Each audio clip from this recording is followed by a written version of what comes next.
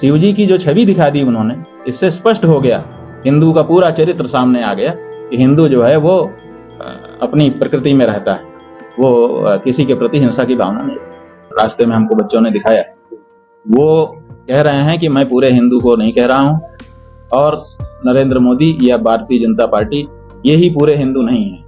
अगर मैं भारतीय जनता पार्टी के लिए कोई बात कह रहा हूं तो उसको हिंदू समाज के ऊपर नहीं थोपा जाना चाहिए। तो हम समझते हैं कि ठीक है, उन्होंने ये बात तो स्पष्ट ही कर दी कि हम पूरे हिंदू समाज के लिए नहीं कह रहे हैं। और दूसरे, उन्होंने शिवजी का चित्र दिखा करके ये बताया कि वो क्षमाशील हैं और कठिनाइयों में भी दृढ़ रहने की प्रेरणा उनसे हमको मिलती है, और वो शिवजी हमारे देवता हैं, तो वो प्रेरणा हमें भी मिली हुई है। जो हिंसक है सर्प, वो भी हमारे गले में लिपटा रहता है, हम उसको भी नहीं छेड़ते, उसको भी नहीं मारते, तो दूसरे को क्या मारेंगे। तो इसलिए शिवजी की जो छवि दिखा दी उन्होंने, इससे स्पष्ट हो गया, हिंदू का पूरा चरित्र सामने आ गया कि हिंदू जो है वो अपनी प्रकृति में रहता है, वो किसी के प्रति हिंसा की भावना नहीं।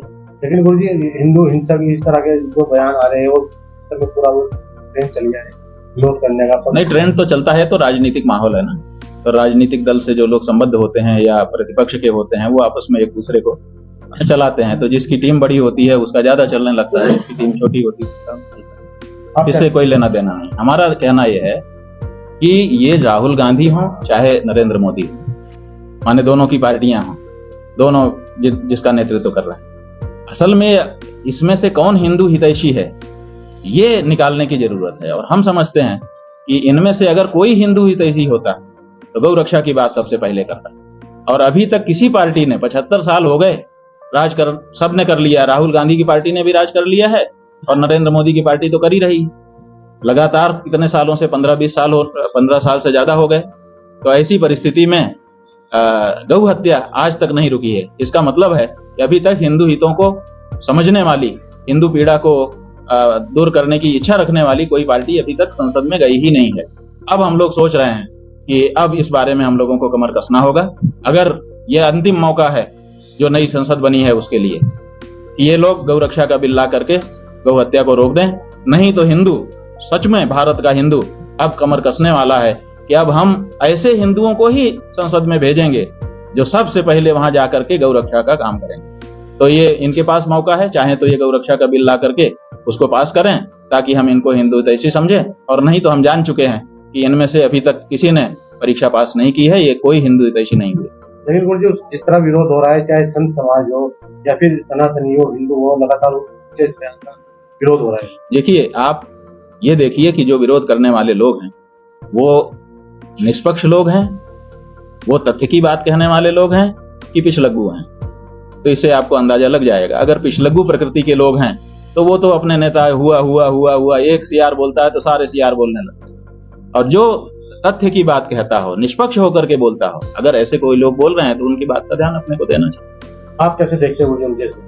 हम देखते हैं कि ये सब राजनीति है, इसका कोई मतलब नहीं है। हमने ये कहा कि इनकी हिंदू हितैषी होने की परीक्षा यही है कि ये गौ रक्षा का बिल लेकर के आ जाएं। देखते हैं, राहुल गांधी लेके आए ना, हम उनको हिंदू हितैषी मानेंगे, लेकिन वो नहीं लाते हैं। और नरेंद्र मोदी तो 10 साल से बैठे हैं, ला ही नहीं पाए आज तक, तो हम किसको माने हिंदू हितैषी, बताओ।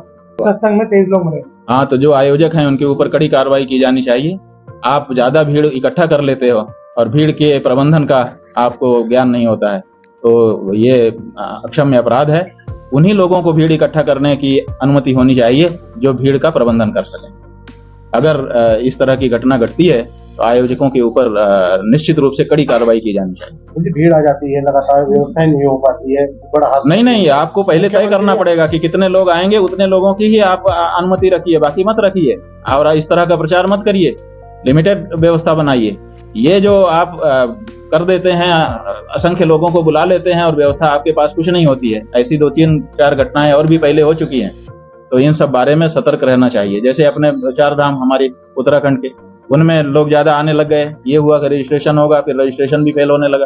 तो हम लोगों को, सरकार को कहना पड़ा कि भाई इस बारे में आप नीति बनाइए। अभी हमने जो यात्रा की है उसका एक उद्देश्य ये भी है कि अभी हम उत्तराखंड में लोगों को आकर्षित कर रहे हैं।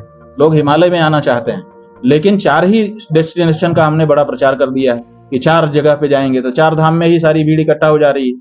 तो हमने ये चाहा है, इसीलिए हम खुद अभी चमोली मंगलम करके आ रहे हैं, आध्यात्मिक क्षेत्रों की यात्रा करके आ रहे हैं। 4 धाम के अतिरिक्त भी हमारे उत्तराखंड में ऐसे ऐसे दिव्य स्थान हैं, सिद्ध स्थान हैं, जहां जाने से आध्यात्मिक ऊर्जा भरपूर आपको प्राप्त हो सकती है। तो हम आने वाले दिनों में चाहेंगे कि ऐसे स्थानों को चिन्हित करके इनका कॉरिडोर बनाया जाए और लोगों को जो आ रहे हैं उनका स्वागत, लेकिन सब ऐसे फैल जाए पूरे उत्तराखंड में, तो भीड़ का प्रबंधन अच्छा हो जाएगा और किसी को निराश। नमस्कार, दिस इज एसके सिंह। ऐसी ही वीडियो देखने के लिए सब्सक्राइब करें मेरा यूट्यूब चैनल द पीपल, जिसका लिंक इस वीडियो के डिस्क्रिप्शन बॉक्स में आपको दे दिया गया है। और अगर आप मुझे फेसबुक पे देख रहे हैं तो एसके सिंह पेज को फॉलो कर लीजिए। नमस्कार, जय हिंद।